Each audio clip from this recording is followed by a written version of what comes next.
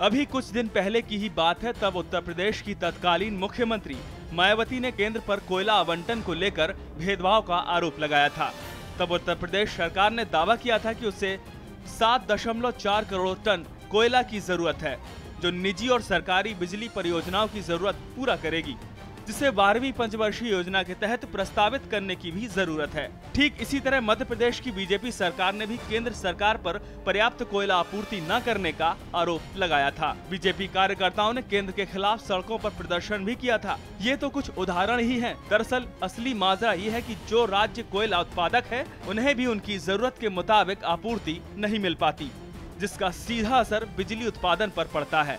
केंद्र और राज्य के रिश्ते और तल्ख तब हो जाते हैं जब दोनों जगहों पर अलग अलग पार्टियों का राज हो।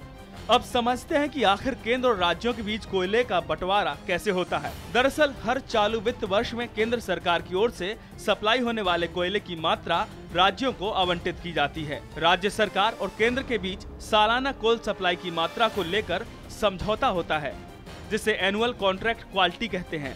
जब इस समझौते के अनुसार राज्यों को कोल सप्लाई नहीं होता, तो राज्यों के थर्मल प्लांटों को भी बिजली उत्पादन की कमी से गुजरना पड़ता है। इससे प्लांटों का प्लांट लोड फैक्टर यानी PLF भी खासा प्रभावित होता है। इससे उत्पादन में तो कमी होती ही है, साथ ही बॉयलरों को भी काफी नुकसान होता है। इससे प्लांटों का मेंटेनेंस भी बढ़ जाता है, जिसका खामियाजा राज्य सरकारों को उठाना होता है। केंद्र और राज्य के बीच मामला सिर्फ कोल सप्लाई को लेकर नहीं, बल्कि अक्सर केंद्र जो कोयला राज्यों को भेजता है, उसकी क्वालिटी को लेकर भी सवाल उठते रहे हैं, क्योंकि खराब क्वालिटी के कोयले से बिजली उत्पादन में खासा फर्क पड़ता है।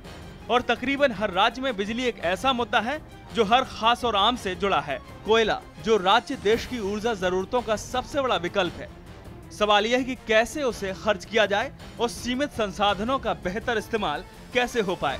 पर यह भी सच है कि कोयले का कालापन राजनीति की खादी में कालिख लगा रहा है। ये कालिख कैसे मिटेगी, ये सबसे बड़ा सवाल है। Sumit Thakur, GNN news.